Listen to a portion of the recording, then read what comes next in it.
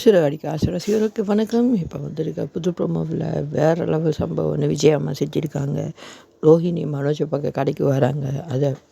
அதை விஜய் அம்மா வீட்டில் இருந்து சிசிடிவி மூலமாக பார்த்துற கடுப்பான விஜய் அம்மா அதே இடத்துல வச்சு கால் பண்ணி ரோஹிணியை சும்மா லெஃப்ட்டு ரைட்டுன்னு சொல்லி கிளின்னு கிழிச்சிருக்காங்க. ஆனால் இந்த சிறுகாடிக்கு ஆசை வரலாற்றில் இந்த மாதிரி ரோஹிணி எந்த இடத்துலையுமே அவமானப்படலை. அந்த அளவுக்கு வெறித்தனமாக வச்சு விஜய் அம்மா கிழிச்ச கிளியில், அதுவும் ஷோரூமில் எவ்வளோ ஆக்கள் இருக்காங்க, அதுக்கு முன்னுக்கு வச்சு செஞ்ச சம்பவத்தால் இவருக்கு ஒன்றுமே செய்யலாம் போச்சு. அந்த நேரத்தால் மனோஜால் கூட காப்பாற்றலாம் போச்சு.